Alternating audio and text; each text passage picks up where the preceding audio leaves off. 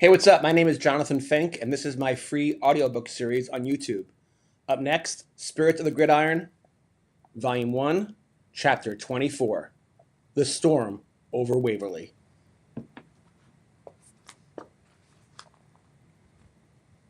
Two weeks later, in Waverly, Iowa, the bells of Wartburg College tolled like war drums beneath a cloudy sky. Their melodic echo rang through frozen cornfields and across the cracked sidewalks of Main Street, where shopkeepers paused, momentarily unsettled, as if the wind carried a warning of tornadic weather.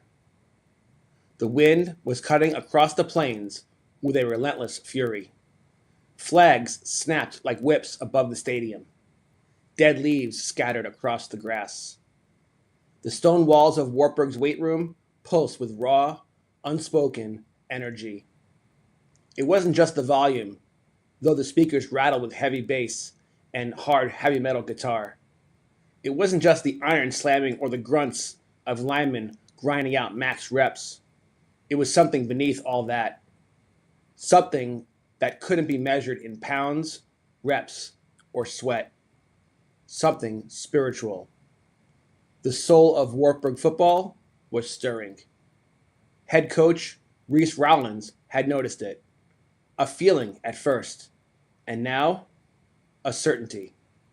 For 3 weeks straight, he'd been dreaming every single night, the same strange visions.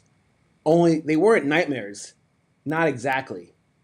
In the dreams, his old high school coach, Coach Pritchard, long dead, stood at the edge of an empty field, dressed in 1970s headset and cut-off sweatpants, arms folded, chewing his gum like he was still coaching a Friday night game.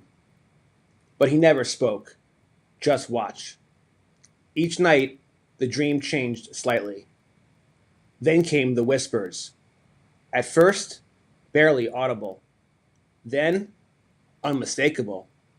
Truth through struggle. Victory through honor. Earn your rise. And last night, it had shifted entirely. Two teams clashed, but their jerseys had no logos, no sponsors, no brands. Rollins saw a stadium in the sky, floating above the clouds, lit by a golden sun. The helmets had no decals, only numbers. Pure, sacred. The sound of pads echoed like thunder. No TV trucks, no rankings, just the game, how it was always meant to be. When he awoke, he was soaked in sweat, but smiling. Somewhere deep inside, he felt it. Change was coming. Not just to his team, but to the soul of the sport.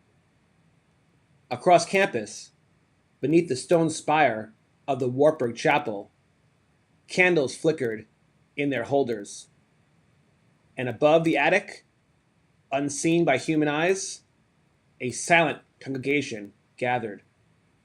The football gods hovered together above the candlelit chapel. Simpson has the spark, said a ghostly figure brimming with white light. But no revolution is forged in comfort. It needs fire. It needs resistance. Wartburg must rise, said another. Not as villain, as crucible. Lightning danced in the clouds above. The football gods faded into the mist.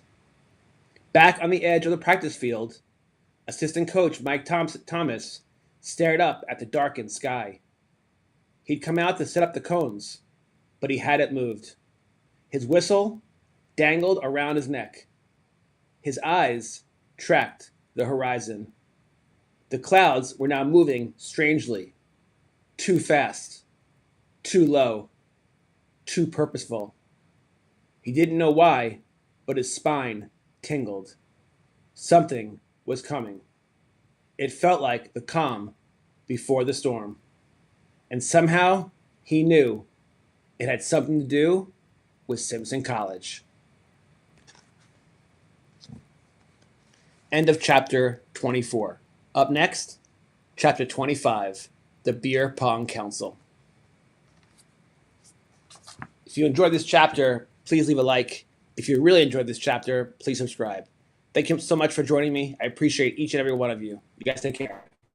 God bless.